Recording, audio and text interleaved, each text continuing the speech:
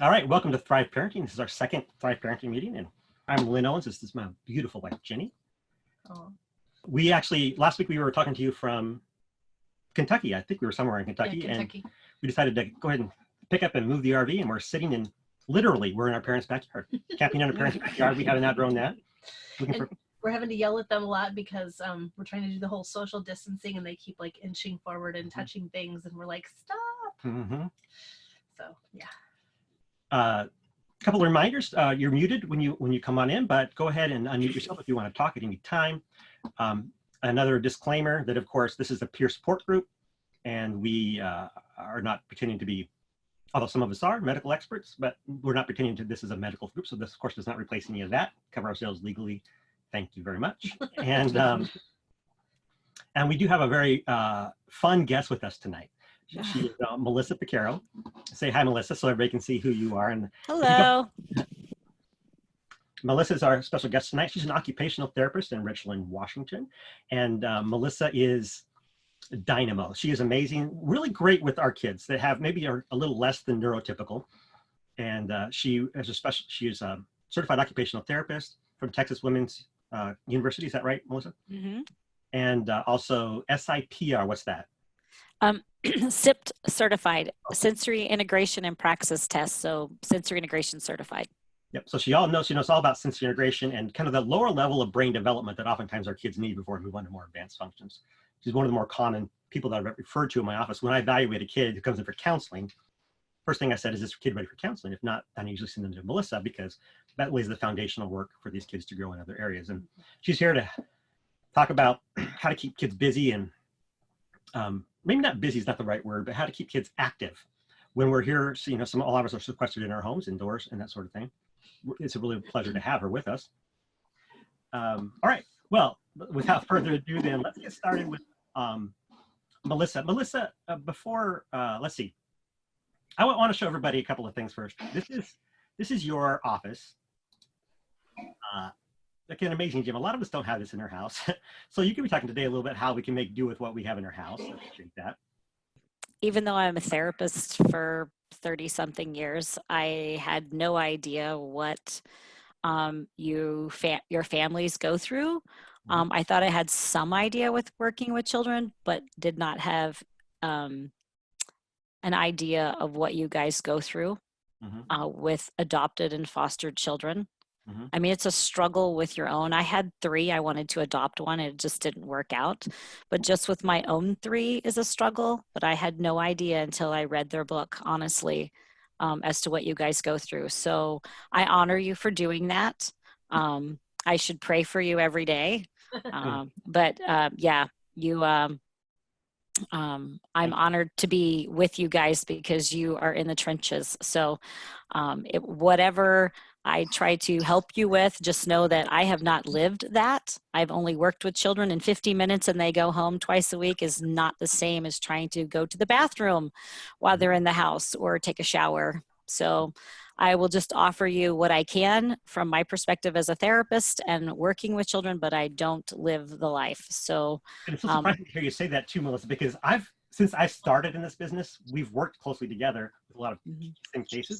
And I've trusted you implicitly, and I've just known that you're amazing at what you do. And so I've always thought that you just completely understood. I had no idea that you were just really good at your job, I guess. But, well, go ahead, Melissa. Go ahead. I just, so Can Do Kids, it's Clayton, Anthony, and Nicole. Those are my 3 children, not necessarily in that order. I did not birth them and name them so I could have a business years later with that name. But I came at this as a therapist and then have my own mommy experiences. And then now a therapist where my kids are pretty much grown right now. So 18 to almost 22 and 24, their ages are changing. So anyway, but thank you for that. So yeah, and well, the one thing I didn't mention about professionally, but at least personally, Melissa is a spitfire. You have a ton of energy. I don't know how to keep up, but it's funny because ironically, I was working on that graphic slide. Well, this graphic slide for the beginning of the, or for the promo of the talk.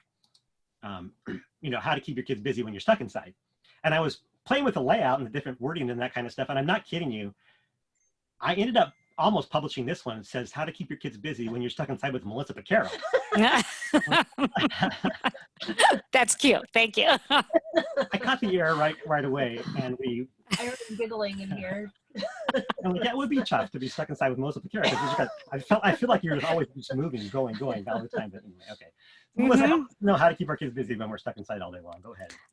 Well, if it helps, I did homeschool my kids for a couple of years. I did, and I didn't say this earlier, but I moved from Houston, closed my practice, and moved to Maryland in the snow. It got dark at 4. I was not used to that. And then I homeschooled my kids. So anyway, I kind of know what that feels like to be stuck in your home for a period of time. It doesn't snow a lot where I'm from in Texas. So I was stuck in the house for days, weeks at a time. And anyway, so yeah, you can get a little bit crazy. And I honestly did send Jenny and Lynn that little clip as a funny. And then I was like, okay. And then they kind of posted it. I'm like, well, that's perfect, right? So you do feel like you've swallowed the crazy pill when you're home with your kids. It's like, this is not me. I'm having an out-of-body experience. And I have been the mom at the store, even though I'm a therapist and a professional, who literally looked at my kids and went, stop it, in the grocery cart and look up and see them going, like, what kind of face is that? I'm like, I'm a professional. I got this. I don't got this. All right. So anyway, just so you know, I've been there, sort of done some of that, being home with your kids. But anyway, so I was telling them earlier when we were talking is that one of the things that I thought about was brain breaks. And I think you have that. You said you posted it. Yeah, it's posted on the Facebook group. If you guys haven't joined it, I'll put that in the chat right now too.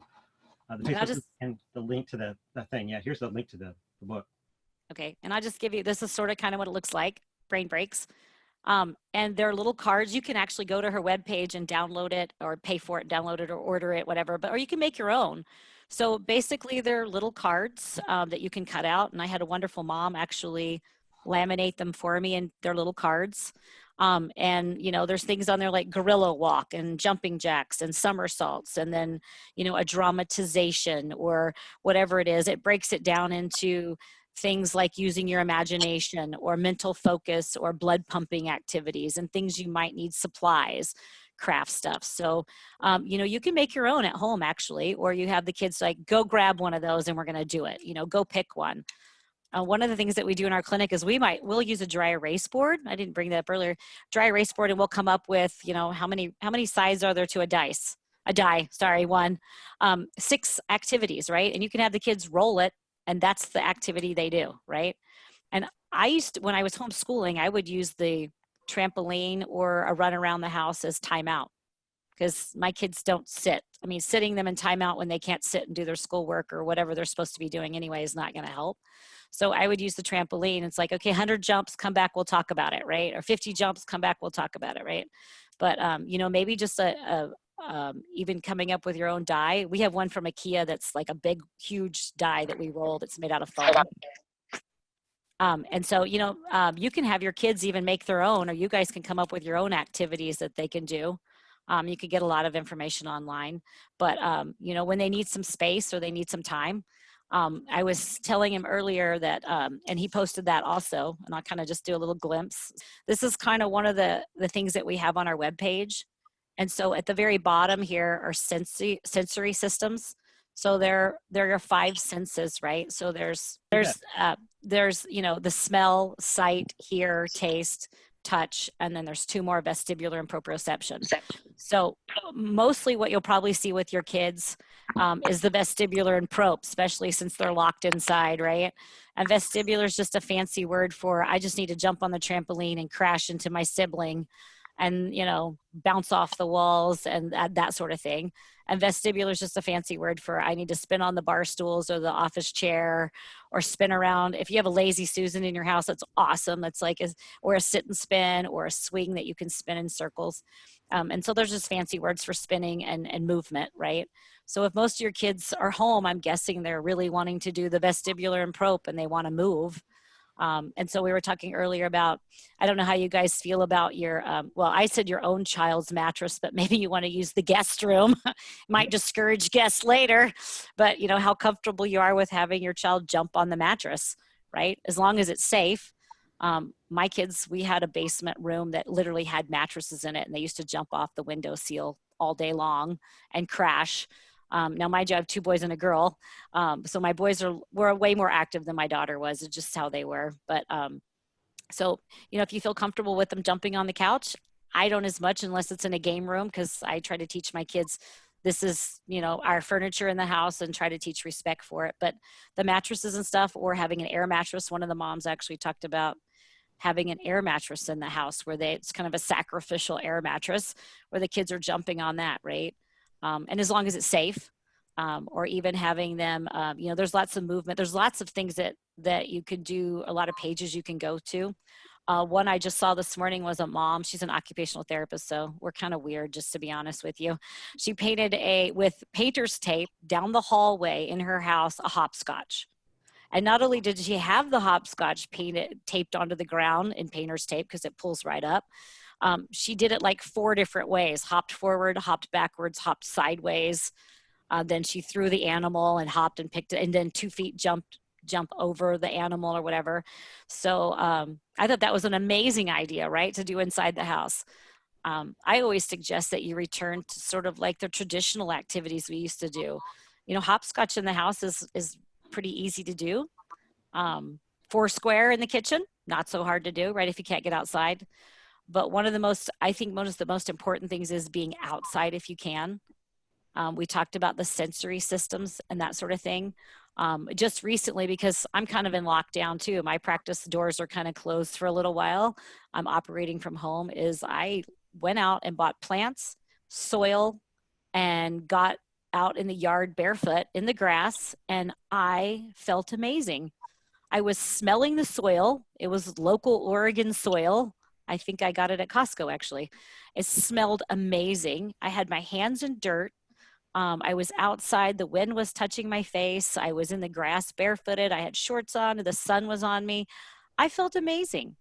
And so getting our kids outside as much as possible and moving, right? The brain breaks are a great idea for that. And there's so many other web pages that I could even share with you where you could go that are free, especially for homeschoolers, and especially now since everybody is a homeschooler technically. There are a lot of good pages to go to. So I think even coming up with your own brain breaks, have the kids get involved. Put them on cardstock, write them on cards, put them in a jar container. I mean, sometimes teachers will have these little cards in their classroom with a popsicle stick, and they'll have them in a jar, and the kids will just go over and pull one out and do it, and then put it back and then go back to work, right?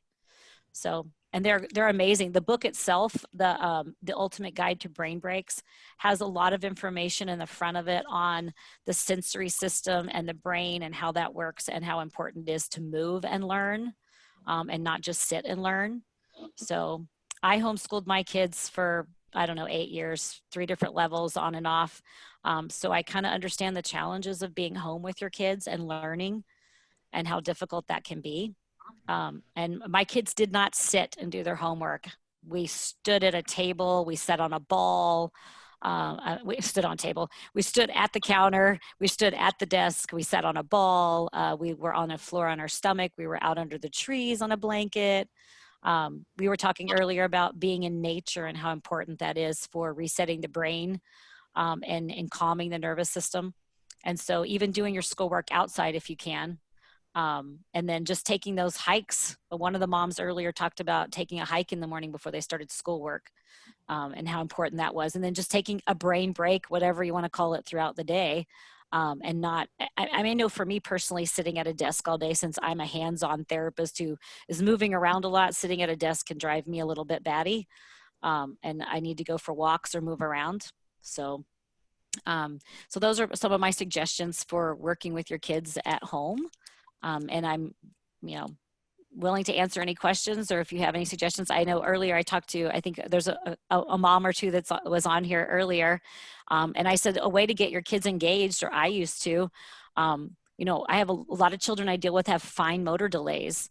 And so people are like, well, how do I work on fine motor at home? Well, I'm not your traditional OT that sits down and makes them do more handwriting.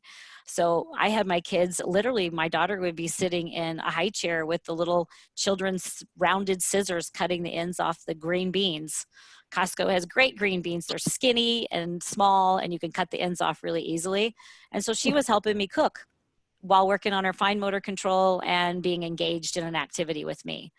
right? And so that I could start cooking and she would be engaged. And so I did those kind of things with my kids, I think, when I homeschooled them, and teaching your kids to cook and life skills while they're home. I mean, I'm really amazed at how many kids are in school that are older that don't even know how to make a grocery list, don't know how to cook a meal, and don't know how to follow instructions to a recipe, right? And then these kids that do that, they see that, follow this recipe, and they're like, wow, I made those cookies. I made that. That's incredible. I did that. And so they have a lot of, they have more self-confidence. They're able to follow a recipe. And when I was homeschooling my kids, I mean, math, my older kids, I'm like, here's a recipe, so I want you to double it. Well, they're working on fractions. So 2 times 3/4 of a cup is 2 times 3/4. What is that, right? Do the math on paper. And so to get them engaged and doing activities. So A quick question for yes. me. You can either unmute yourself and ask it, or you can type it in the chat there, and we'll put. What about the parents? What about screen time? And all that's going on with this, and we had a nice conversation about that on the East Coast. And what do you tell us about a little bit about that? Well, I will tell you, this is my second practice. I had one 35 years ago, and I've had this one for 7 or 8. I dealt more with developmental delays in my previous practice in Houston. I deal more with technology addiction, media addiction, aggression, learning problems, attention problems than I have ever seen. It's hitting practitioners, therapists harder than we've ever seen it, I think. We recently spoke at the Washington OT Association conference in Seattle, and they asked us to take it to the national level, which was canceled because of the COVID virus. But Lisa in my office is the specialist in this. Absolutely. She's just taken hold of this and run with it. But what we're seeing is we're seeing more complaints from parents about aggression, violent behavior, classrooms being cleared. Children, don't want to pick up a pencil and write their names, so they literally are clearing the desk and throwing chairs, and just more aggression than I think I've ever seen before. And it's not just me. Reset Your Child's Brain. I think you had that book maybe, or could post it on your webpage. And I'll just give you a look. Like, this is one of the books.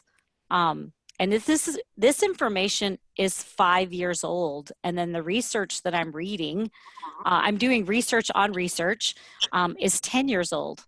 And so we ask parents who come in and they say, well, my child can't learn, they're aggressive, they have ADD, they can't sit still, they can't focus, they're constantly moving. That's okay. So there's underlying sensory issues, I'm sure, going on with these children. But we ask them, this is what I do first. I say, go home, sort of keep a journal for a couple of days to a week. Like, what's your household like? How much time do you and your husband spend looking at each other, talking to each other? How much do your children spend talking to their siblings? How much time do you spend engaging in your children? How many fights do you have? How many times you told no? How many times are things thrown across the house? Whatever the situation may be, don't change anything, just kind of document and observe, and then slowly remove the media from your home. And then remove it for a period of time and document what you see. Because some people come for a consultation and can't come back for sometimes 4 weeks, 6 weeks, depending on our waiting list. So I'm like, in the meantime, you might just want to try these things, right? Doesn't cost you anything. And they'll tell me they've seen night and day in their children. Almost, I'd say 90% of the children. And we were at the Family Expo, we asked parents, and 19 out of 20 parents said aggression was their number one complaint with their children. So what we're seeing is, and I have experienced in my own home, one of my 3 was pretty much technology addicted. I knew there was something wrong at an earlier age, but he's 22, so I didn't really realize what exactly was going on. But now we have more information about what's happening. So, and I know we talked about it earlier. I don't know what you guys are going through or what you're living in. And I know that sometimes, like, Jenny was saying, like, I couldn't even go to the bathroom till Lynn got home. I don't know what that's like. I could go to the bathroom with my kids. And so sometimes you do have to put them in front of the screen to survive. And I think that's okay. There are times we're in just survival mode, and that's okay to be there. But at the same time, we talked earlier about, giving them 30 minutes of screen time may equal 3 hours of hell later. Is it really worth it? Do you you have to sort of figure that out, I guess, for yourself. But for me as a practitioner, that's what I'm dealing with the most. And we are seeing brain changes. We're seeing plaque formation on children with 10-year-old that are 10 years old. We're seeing prefrontal cortex thinning out that has to do with empathy, and gray matter changes in the brain that have to do with impulse control. So you get brains that I don't care, and I want to do what I want to do, and I don't care. And that's the kind of the brain that you get. And I could share a lot more about how that looks from a police standpoint. I come from a police family, and I'm involved in other groups that have to do with school issues and things going on in the schools. So that's kind of what we're seeing. So yeah. Well, let's take one question here that's in the chat, and then we'll move on to our small groups. But Ashley asked if we are very low screens at home, but it is a problem at school. So how do we convince schools to use less tech? That's a very good question, and I get that a lot. Well, now that we're on lockdown for 2 weeks, yay. Well, we are here. I don't know what you guys are doing the rest of the part of the United States, but I mean, and then, schooling online. Yeah, I tell parents, some parents have pulled their kids out of school and put them in private school where they don't use books. You can go to the school and say, I prefer them not to for a period of time, 3 weeks to 4 weeks, and they have to do everything on paper, or now's your opportunity to actually just try it and see what happens at home, right? If they're going to go a couple days without it. We've had families say that we only do 30 minutes a day, but we decided we just take it away and see what happens. And they're like night and day in our house. Just with 30 minutes a day, we removed it. With the whole family did sort of a detox from technology, and we're like, we could see a total difference. So yeah, it's really hard when they're using them in schools, but there's a lot of parents where we are right now that are trying to fight that, because they've had A students with good behavior get Chromebooks, and their grades plummet and their behavior changes. And so they're seeing as parents, and then they're having to bring the Chromebooks home and plug them in and charge them, and the kids are banging on their door to get the Chromebook. They're like, this is not fun. I'm having to police the Chromebook now at home. So that's just feedback that we're getting and things that we're seeing. I don't know what you guys are seeing. But you can do schoolwork on paper and pencil. And I will share quickly, I know we need to go, is that in the book called Disconnected, I forgot to say that earlier, Thomas Kirsting has written a book called Disconnected, and him and I are in touch with each other. We're a part of a big group that has to do with school shootings, aggression, ISIS attack on U.S. soil, a whole bunch of crazy stuff, but how technology has impacted our society. But Thomas Kirsting has written a book. He self-published it. He's been on Fox News. He's been all over. He's added 100 pages to his book, and it's going international and being translated. Wow. And him and I are we talk about what's going on and what we're seeing. And he's a school psychologist that's retiring after 25 years. And so he's been seeing the same things in schools that I've been seeing. And one of the studies in the book is at West Point. I have to toot my own horn. So my son, my technology one, is at West Point and is brilliant, absolutely brilliant, smart, a beautiful young man. But one of the studies in the book was they gave computers to random economics classes at West Point. And the ones that had computers scored significantly lower than the ones with books, papers, and pens. And when I went to my son's German class a couple months ago, they all had books, papers, and pens in German class. And within 6 weeks, they were speaking German fluently. There's no computers, no technology in the room, no cell phones, everything's in the hallway. There's one computer in the corner, and it's projected on a screen. And so, yeah, I mean, even at West Point, they're using books, papers, and pens to teach the best of the best kids. So,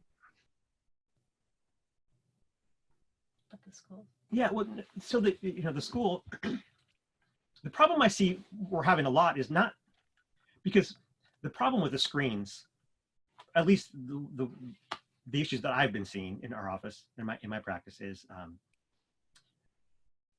it's that constant every 3 to 4 seconds, that constant reinforcer is given, the dopamine release. So that's why it becomes addictive. Every Minecraft game, chop, chop, chop, ding, and there's my reward. A ding is just a nice little reward. And on TV, it's just my attention from one thing to the next every 3 to 4 seconds, and that's my little reward. That makes the real world seem a lot less appealing. And so these kids really struggle because they go and they're really irritated and agitated because the game was fun and making me feel good, and now the rest of the world makes me feel horrible. And they don't learn to put off that gratification a little bit longer. Now, that doesn't mean all screens are bad, because if like at school, a learning program, which forces me to engage with that material quite some time before I get my reward is not necessarily a bad thing. There are probably a lot of other reasons screens can be worse than the real life stuff, but the problem I'm seeing is that the kids, they just don't have the impulse control to not do what they're told not to do, to not go to the video game sites with their Chromebooks. And so that's where the problem comes in with the schools. So I don't know if you guys are seeing that same thing, where a lot of our kids, they're just having to limit that. So I don't know what to tell this. Well, I guess the answer to the school's question is, I've never seen a school make a kid have a Chromebook. If the parents request none, then they work around that, especially if that kid has an IEP or a 504 plan. That's just all I wanted to add to that conversation. What do you think, Melissa, or anybody else? You guys? I haven't known a school to force a child to do that. Mm-hmm. I have seen kids when I did work in the school districts, is kids, especially in the SPED class, special ed classes. I've seen so many kids sitting in the corner with their their phone or whatever, or a tablet, playing games. And I purposely entered the classroom at different days at different times, just to see if it was that time of the day that the child was allowed to, and it was not. And so that child in particular, two to three in particular, were runners, were aggressive, didn't listen, couldn't do their schoolwork right, that sort of thing. But what you were talking about with the dopamine, where was I? So every time you swipe the phone, you get a dopamine rush. So you do get, basically it's comparable to cocaine to the brain. It attacks the pleasure centers, right? And then what happens is, and you can watch children, like they'll watch a YouTube video for like 2 seconds, 3 seconds, and before it even started, they're on to the next one, onto the next one, onto the next one, right? And so they literally can't focus in the classroom or focus or attend to what's going on. And so unless you are a teacher who's jumping across the desk and you've got twirly stuff on your head and you're lighting up and doing all these great things, you've lost them. They're gone, right? They're just not interested. And it's funny because I just had a pastor from a local church here call me today and ask if we were okay. You know, do we need anything? And he's like, well, I got to get back to teaching online, these kids, and they're they're college kids. And he goes, they can't focus. He's like, they have a hard time focusing. He just told me that today. And I'm like, I was listening to a conversation, which I thought was a high school teacher talking. She's like, these kids can't focus. They can't sit in a group. They can't look at each other. They can't take turns. Like we're taking turns, right? They can't take turns because they're used to texting one and texting another and texting this one and texting, and everybody talks when they want to talk and not taking turns. They were college kids they were talking about. I was just appalled. I was like, this is college? I thought these were high school kids, right? So anyway, yeah, you know, what do you do about that? You know, now we're here, we're in lockdown, right? For 2 weeks where we are. We're supposed to be in lockdown and schools are closed till April something, I guess, whatever. So now is a really good time to sort of try to implement that at home, but just beware, it's literally going to be 24 to 48 hours of not fun. So. What other questions? Go ahead, read it. Sean. Oh, I just, someone had a really good idea about the Chromebooks. You know, when they, when you're going to school, their child only goes a couple hours per day and the Chromebook is not brought home. I think that's a really great idea. I do think, and if anybody has a question, just jump in or raise your hand. Hey, or those of you I can't see. Getting your kids engaged in family activities. I think sometimes we've kind of moved so far away from that teaching our kids life skills, you know, letting them know what the family's like, what's going on in our world, you know, how to prepare meals, how to make a grocery list, you know, how to garden. I mean, you know, and we talked about earlier about video games and, you know, and there are different thoughts about that. There is take it all away, you know, or there's, you know, and encourage them to get involved in an activity that you like or one you think they might like, or play video games with them for a while and kind of hang out with them. And then, you know, until as Lynn was saying, until, you know, the focus is kind of like about you guys doing some things together instead of just playing video games, right? But kind of go into their world for a little while and hang out and kind of pull them into yours, right? I mean, that's what we do with children with autism. We kind of mimic the things they do, kind of go into their world and hang out, let them lead, and then we kind of pull them into our world. And so, I mean, that is one approach to do that. We were talking earlier about, playing video games. I know you just put your mic on, playing video games, and then, and kind of hanging out with your kids for a while, and then kind of pulling them into doing something, other activity. And when we did this earlier, but while we were having dinner, my husband and I was talking about Courageous, the movie, right? And there was a trauma scene. I mean, a trauma, he lost his daughter, and the young teenager lost his sister, right? And what was the kid doing? He was hanging out in his room playing video games, right? And he really wanted his dad to run with him before all this trauma. And so dad just kind of went in there, and he kind of ignored his dad for a little while. And dad's like, well, okay, you wanted to run. I'm willing to run. So dad hated running, but his son liked it. So he decided to do something that was out of his comfort zone, was to run with his son, right? And so I think, we were talking about kind of how do we get to our kids who've been involved in trauma, right? How do we get to our kids who are so engrossed in something like that? Well, and I know some of you, what one woman is, you have 7. I mean, somebody had 7 kids at home, right? Was that you, Robin? Yeah. Oh, really? Active. That's one person said they wanted some more ideas to help with sensory activities. Oh, rain, go away. I see that, right? Is that right? Yeah. Oh, yeah. You can, should I, yeah. There were two different questions. One said they want ideas with sensory activities, and the other one said indoor ideas for us in Washington for proprioceptive input for someone that needs deep pressure, and then rain, go away. Okay, I'm going to get real. Let's see. My middle child's my prop kid, my vestibular kid, my kid that could ride the at Silverwood, that thing that spins around and sucks you to the side, get off and get back on, and get off and get back on. I'm like, I'm going to puke, right? That's my vestibular kid. I have one of those, right? So, yeah, so movement. And so what I used to do, vestibular and prop, was this thing. So prop is deep pressure, basically. That's all, jumping on a trampoline, hugs. Vestibular is kind of movement, right? To make it simplified. I would put him between the cushions, especially when he got in trouble. I'm like, you, between the couch cushions. And I like sit on him, and just not my whole body weight, right? Or I would body slam him. I called it at night. We would wrestle. Like he'd get in his bed and I just like, I just kind of throw the pillow on him and do a lot of deep pressure, and he slept better that way. So, I don't know, the proprioceptive, so more of like jumping on their mattress. If you're willing to sacrifice an air mattress or your couch.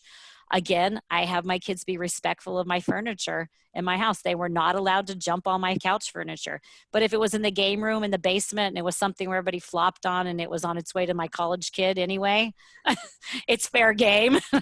It's headed out to the college anyway, so why not, right? But so jumping on like a ball. If you have a therapy ball in your house or that you can roll over, back and forth, that's proprioception and vestibular, being on your stomach and rolling back and forth on a therapy ball. Jumping up and down, jumping jacks, that's proprioception, going for a run, running in place. A mini tram, let's see, what other proprioceptive activities? Deep pressure, deep hugs. We have these, they're called body socks. Have you ever seen those? It's basically you get in like a tube and you're just pressing on it. It's like being in a large pair of pantyhose. I don't know how else do you describe that. Girdle. I like Do it. what? Yeah. I have one. I like it. I never thought it was for autistic kids, but he had one, and so I was like, I'm just gonna try it, and I actually just felt calm after being in it. It's really wild. That's what I was gonna ask you. Actually, are there things that people can order on Amazon? That. Oh. Yeah. Occupational therapists are the best at like not spending a lot of money on therapy equipment, especially if you have your own business. You start out small with nothing, right? So yeah, I mean, you can order anything on Amazon. You can, swinging stuff I get at Home Depot in the playground equipment area. Instead of ordering online a swing from a therapy catalog, you can get swings, especially this time of the year. They're bringing out all their summer swinging stuff, right? And you can put them in your house. Walmart, oh my gosh, has the best thing ever. It was like under $90, $80 maybe, but it came with the complete frame. It's a tent that you can get inside, and it swings around and moves, and it has its own frame and everything. And the thing is huge. I mean, I thought it was a sweet deal. And my husband and I, not a Walmart shopper, but we needed brown socks and a chicken. So where do you go to get that combination, right? And I just stumbled upon it. I was like, the kids love it. So that's, any kind of swinging you can do. You can take a hammock. I mean, like a hiker's hammock, like you would put in a tree and literally hook it together, and you can get in it and sit. You can lie on your stomach. You can do whatever. It's just a regular hiker's hammock that you can get at REI, probably one of the sports stores. They don't have to be expensive. And you can, IKEA sells a swing that you can order online, and they make it where you can attach it to your regular ceiling in your house. I had one. My son went through 2 of them in like a year. We've had one for 6 years, 7 years. So yeah, so you can, simple things like that. And I would totally be willing to answer, those questions and help you find equipment to do. But, cushions in your house, you can make obstacle courses in your house with literally anything you have. And that is proprioception. So if I have to jump over the shoes and I have to, roll over the cushion on the floor, or if I have to crawl, like animal crawl through the hallway, and make an obstacle course, anything you have. I have kids actually draw me up in their head, draw up on paper the obstacle course, then make it based on their plan and whatever they have in their house once they get mom and dad's approval. Really a cool idea.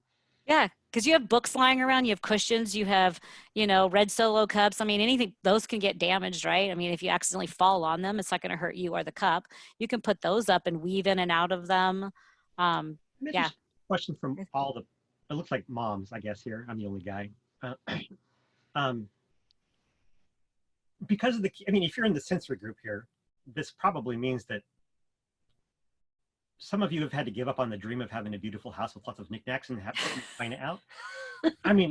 It's just the reality of the situation where we grieve that loss, and we sort of have to adjust our lifestyle for the kids that we have, because I'm going to have obstacle courses in my house. Or is that not? I don't know. How have you guys, have you all dealt with that? Having to kind of adjust your lifestyle for these kids, which are a little sensory atypical. Well, Michelle, I know the answer from you from last week, man. It sounds like your house is like constant, like circus almost, with the different kinds of animal walks that you're doing everywhere. But yeah, she was talking about wrapping autistic boy who needed deep pressure in a blanket and making him a burrito. Actually, It's funny because our little 5-year-old, when he gets out of a shower, he'll take the towel and say, Mama, wrap me up in a burrito. And he say, I'm your baby burrito. Lauren, would you mind asking that question out loud? Or maybe your daughter's asleep. It's too nosy. I don't know, but I would be interested in hearing that out loud. Me? Yeah, Lauren. Oh, yeah. Sure. I was just saying, I have a tiny apartment and a 3-year-old seeker. We already have a small trampoline, but was there anything else you would suggest for us? You can smush him in between the cushions. Do you have a couch? If the cushions come off, yeah. Or put him on the cushions and put a big pillow on top. Obviously not on his face, but on his back, and deep pressure. How do I say that? Like, just keep pushing pressure down on them. You can roll a ball across them, whether it's a beach ball or a therapy ball or whatever you can get. Obviously, beach ball is not going to hold up as long, right? But even like a small ball that you might use, a basketball, whatever, you just roll it over their body, right? And then have them roll on it on their stomach. A small therapy ball is better. You're talking about the burrito. Roll them up in a beach towel instead of a regular towel, because it's longer and bigger and it's not a blanket, right? And you can roll them up into that and then gently sort of pull on it and unwind them, right? So they're basically being rolled up. That's vestibular and prop, and then you're rolling them back out. And so they're getting that vestibular. I will have kids when I work with them, and even my own kids when I was homeschooling, is I will put a puzzle piece on one side of the room and the puzzle on the other side and have them roll over and find the piece and roll back. That's vestibular, right? So they could roll and find the piece or they could run and get it across the room and run back. And that's just doing a simple puzzle, and you're getting movement. Anything that they're learning doing movement. My son learned his spelling words while standing on his head doing yoga, and that was his choice, right? And he learned on a ball because a chair, he would fall out of it. We learned going up and down the stairs. If you got it right, you went up a step or down a step, who knows, just make it up, right? So if you get the letter or the word or whatever right, you jump up a step. And if you get to the top, yay, kudos to you, right? And so we did a lot of that. We would do a lap around the house. There's literal research that shows that optimal learning is at the top of the trampoline. So if you're jumping on a trampoline, when you get to that top right before you come down, that's optimal learning. So why wouldn't we teach our kids on a trampoline, right? And I can't remember the exact research, but I'm thinking it's because all of the sensory is pretty much gone at that point, right? You're right there where you're sort of not going up and you're not coming down. And so my kids learn their math and their words on a trampoline. So Michelle, you had a really great idea in the chat. I'm going to ask you to say it out loud because I'd like to get it on video if you don't mind. Because the idea you shared, I don't know where you came up with it, but it's the exact same, one of the exact same therapeutic interventions they use at the University of Illinois Medical Center. Oh, really? For kids that have fetal alcohol syndrome when they bring them in for group work. What do you do? We just needed to find clever ways to get our autistic boy engaged with the family. So we did a lot of stuff that you could do in the house because he couldn't be contained outside the house. And so we knew that he wasn't safe anywhere else. And so we would do all of our stuff inside the house. So my brain is bursting right now, Robin, with all these ideas. Share them. Yeah, seriously. But so one of the things we did is we used our dining room table a lot for different things. So you could use the dining room table to create an obstacle course, and then blowing with straws on ping pong balls to make those ping pong balls go through the obstacle course. But you have to work together as a family to do it because the ball can't touch the books that we've used to make our obstacle course. So, you know, one person blows, they have to blow at just the right angle, just the right speed, and then the next person blows at a cross angle to get the ball exactly through the obstacle course. So it can get really complex and it's really fun. Yeah, and you do a lot of laughing, and then nobody wins. You know, it's not like a competition, which was also an important thing. So almost everything we did was not competitions. One thing I thought of was how much we used sidewalk chalk. I don't know if you've got a place where you can use sidewalk chalk, but oh my goodness, we made like giant chutes and ladders games on our patio so that the kids were climbing up and down and inside and around. And anyway, yeah, those are really fun. Did a lot of our spelling with sidewalk chalk. Bean bags. Hundreds and thousands of things you can do with bean bags, and part of it is we could never repeat anything because of doing relationship development intervention, that everything had to be different every single time. And so I couldn't ever repeat the exact same game that I did before. So I'd pull out our 20 or so bean bags and had to do it different this time.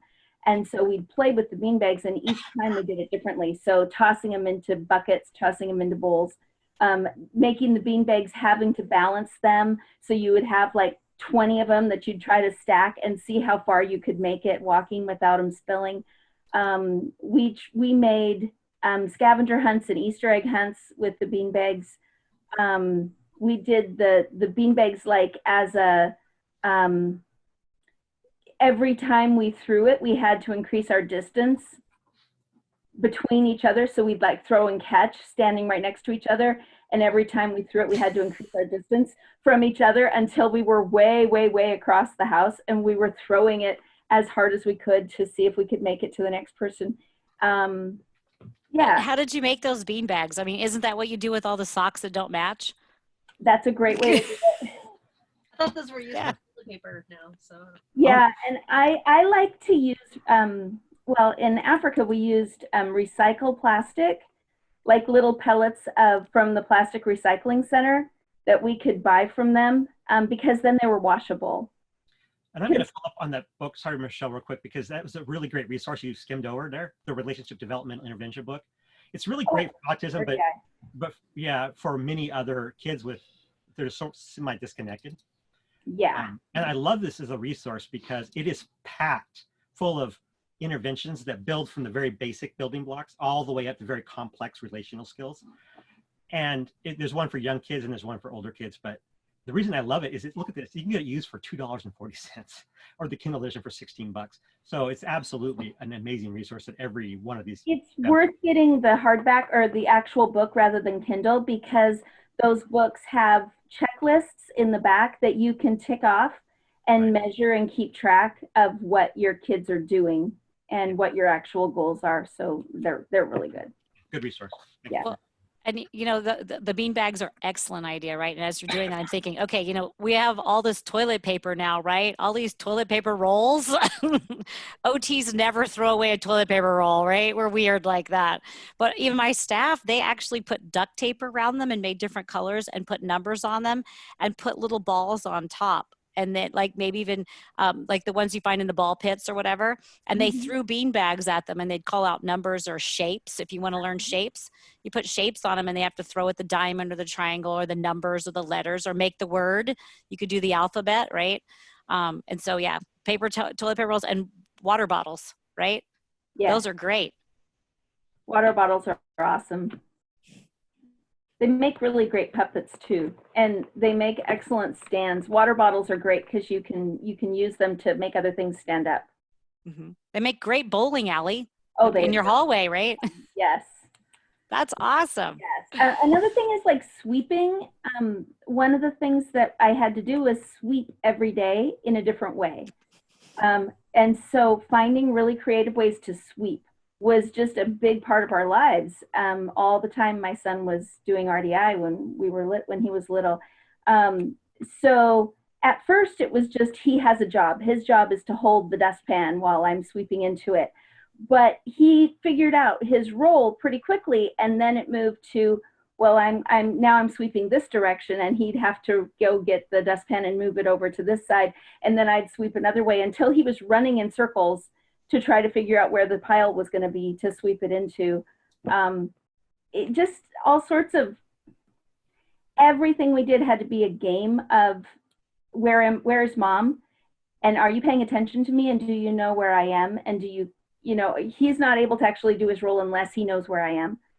Mm-hmm. So having to change the way I do things, like washing a window, where we'd take turns with one of us being blindfolded and the other one would spritz on the window, and then they'd have to tell us what to do to get to wipe off the Windex. So the person who's not blindfolded would spray, and the person who was blindfolded had to clean the Windex off. But you didn't know where it was, and so, no, it's to your left, no, higher, you have to go up there, yeah, you did it, yay, celebration, and then the other person would get blindfolded. Or playing it with, I'm looking for a spot on the window, I'm trying to find, there's a dirty spot, and then when you find the dirty spot, you spray that and really fast rub it off, see how quickly you can get the whole window clean without actually just washing the whole window. Just crazy things. Now, just to clarify, what was the purpose of doing it different ways every time? Because repetition locks it in his brain that that's the way it is. Oh. Whereas doing it different every time helps him to learn the patterns of interactions, so he's actually not locked into, this is how you do this. We learned this was a problem because we were given a gift of liquid soap, which is, liquid gold in a country where it wasn't produced, and so someone brought us this gift of liquid soap, and my son had seen liquid soap before in his life at my brother's house, and my brother's soap dispenser was broken, and so you had to pump like 5 times to get a little tiny bit out. So when he saw the liquid soap that was this beautiful gift to us, he was pumping 5 times to get the soap out, and this huge pile of soap on his hand. And my precious, special, smelly Bath and Body Works is disappearing. But that was our trigger that, oh my goodness, he knew how to wash his hands with soap because he did it one time, and you had to get like 5 squirts to make it work. And so that's what you do with liquid soap, the 5 squirts thing, and he had this whole huge pile of soap on his hand. So yeah, he just got things locked in his brain so much from doing it just once or twice that every time we had to do it differently. Good for flexibility. Yeah. So I noticed there's people here who may or may not want to be speaking or asking questions. I will say this, it is past our hour, but so don't feel bad if you just have to go, just go, and that's great. But if you have a question for Melissa, if you can keep her a little bit longer, do the rest of you have questions or comments or something you need to talk about from the week, I guess? I want to thank Michelle. I think you should become an OT. We need more OTs, by the way. So I have friends who started out with children they adopted. They spent so much time at occupational therapy, they just decided to go to school and become OTs. So they made the best OTs because they started out in the trenches. Yeah. Thank you so much. Thank you for all that. And you know what you were saying about the Windex and that sort of thing. What we do, and it's different in a clinic, but we'll have kids build a block design with a simple picture or a model, right? And then I'll tell them how to build it without them looking at the picture, and then they'll have to tell me. They'll look at the picture and they'll have to communicate to me where to put a block, on top, on bottom, to the left, to the right, in front of this block, this color, this shape, right? And so we work on verbal communication skills, right? How are you gonna communicate with people and tell them what they need to do, right? So that's a great activity. I like that. I need my windows cleaned at the clinic most of the time anyway, so that's a great idea. Boxes, windows, man, you are using those kids effectively. I know. I know. Any questions? Yeah. Anybody else have a question about? Oh, we've got Melissa here, or a comment? Something I was going to mention is double doodle. Are you familiar with that from Brain Gym? It's this idea that you get pieces of paper up on the wall, taped up on the wall, and then you have to do the same thing with your right hand as you do with your left hand. You know, and you're drawing a sun and a house and a chimney, but you're taking pens in each hand and making the same picture with each hand at the same time on separate pieces of paper. And it's just a really interesting way of making the brain talk to itself. But it's fun. The kids giggle and love it. So that was a really fun thing we used to do a lot of. Like that. But anytime you can use the wall as a canvas, I found our kids love to paint. So lots and lots of paper taped up on the wall. They don't paint with a Sharpie on the wall. Well, right, giving them a canvas on the wall, some kind of paper that was.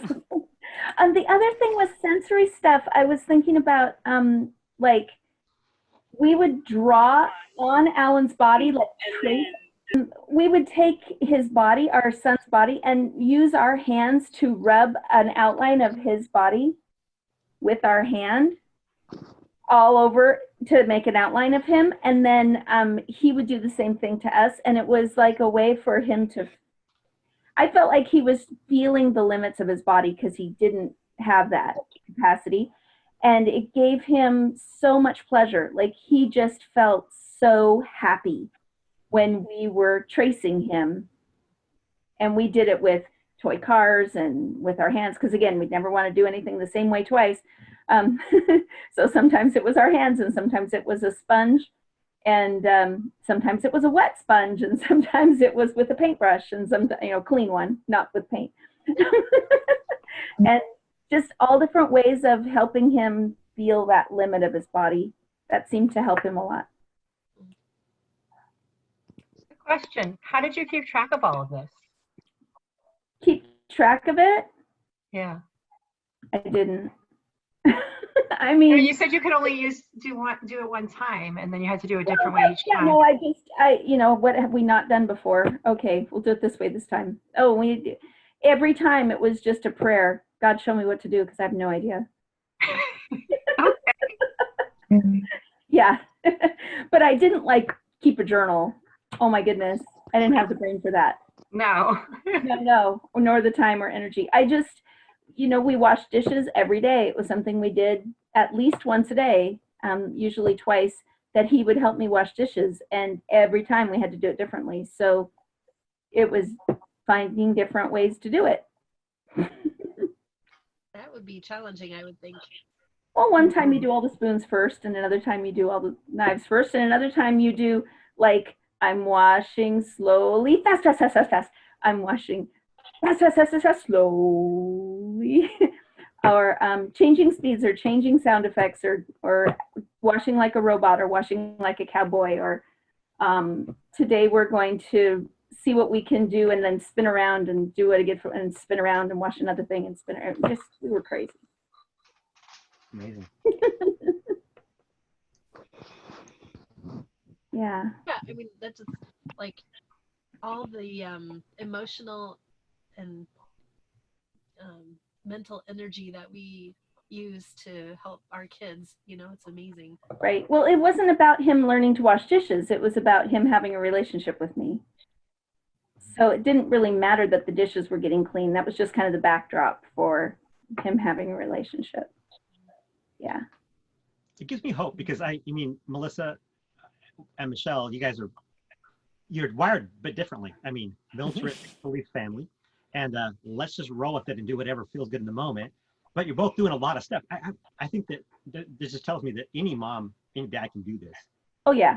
Just in your own way, right? Mhm. You're not going You have to find your way. Melissa, you might want charts and graphs and Absolutely. but Michelle, you're not going to be like, well, just whatever feels good at the moment. As long as we keep the goal in mind. You have to keep the purpose of it all in mind, that it's about his brain developing and it's about his relationship with me and not what I want him to accomplish or what I want him to learn. I have to agree. I think there's a lot of God intervention as to what happens. I can't blame him for the things that I do wrong, but there are a lot of things where in situations where I'll just be in and things will come to me. And I'm like, I'm not that smart. They just come to me, just like with Michelle, Yeah. like things, oh, this isn't a moment and this is an idea and this is how it works. I mean, I had a kid come into our clinic when we first started and we moved it out of my house, and he came in and I said, do you know why you're here? And I'll ask kids, do you know why your mom brought you? Or do you know why you're here? And they're like, he looks up and he's like, 'cause I'm crazy. And I turned around and I said to Gloria, who was working in the office with me, I said, oh my gosh, Gloria, we have another crazy fun kid here. And she's like, whoa, another crazy fun kid. And his face goes, and he just perked up. And I was like, and that was not me. That was one of those God moments where it's just like, it just came out of the blue, right?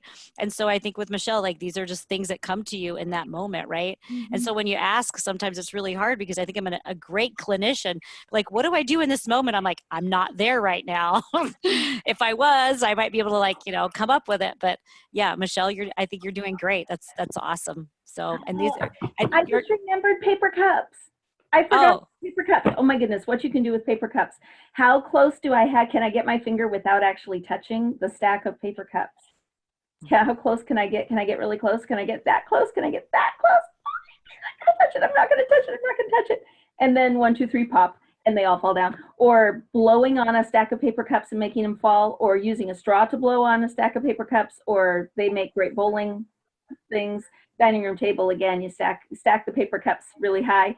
And then you use marbles and try to aim right to get them all to knock down. How many do you get? I didn't think about pool noodles. I'm like, the pool noodles in my clinic are just like amazing. You can cut them and string them. You can use them as a tunnel with marbles and shoot them out across the room. I mean, pool noodles are great. You can have, sword fights with pool noodles. We've cut them up and filled an entire ball pit full of pool noodles in different shapes. And now they're all out at the dollar store. But yeah, pool noodles are amazing what you can do with those things. I mean, just amazing. So yeah, and fun things. So. You can make masks or find them online and print them and color them and then make these masks and wear them and act out different scenes from favorite movies. Mm-hmm. It's a great idea. Yeah, it's really fun. I saw a video of a dad. It was like the camera, like mom caught dad at home with the baby and I think she was probably like 3 years old or whatever and dad's dancing and the music is on and he's got pom-poms and he's just doing all kinds of dance with his daughter. And then the baby's in a little bouncer and she's jumping. And I was like, yeah, just dancing with your kids, singing, being silly, having fun, right? Yeah. And keep the news off in your house with your kids. Like I can't express enough about especially with the COVID virus but I feel like we're and I know we're traumatizing our kids by exposing them to news 24/7 in our houses, and we don't realize that. We think that they're not listening. We think that they're not. But I mean, I told them earlier when I was younger, the news was on at 6 and 10. I'm pretty old. At 6 o'clock, we were playing outside. At 10 o'clock, we were in bed. So we didn't see a school shooting and we didn't see people homeless, every 20 minutes all day long or every 10 minutes. And so keeping that down to a minimum, especially since we're in the houses right now, I think is real important. I mean, our kids don't need to be exposed to what adults are exposed to all day long. I don't think that's important. They need to be kids. They need to not worry about, do we have enough toilet paper? So, yeah. Well, they pick up on our emotions and how we're responding to it way more than what we realize. I mean, their kids are smart. They pick up on things. Thank you. Yeah, I guess not. You're welcome. Good, Well- Lauren, good luck. And you have the mini tram, you have the couch, you have the mattress, you have a beach towel to roll them up in. What else? Pool noodles. Don't beat your children with them, but they're fun sensory. And the I'll most have to see if I can get some. important thing your daughter has is you. Mm-hmm. You know, she's got a good mama. Yeah. Mhm. Thank you. Yeah. Thank you. Okay, Good bye. night. Good night. Bye. Good Bye, night, Lauren. guys. See you next week.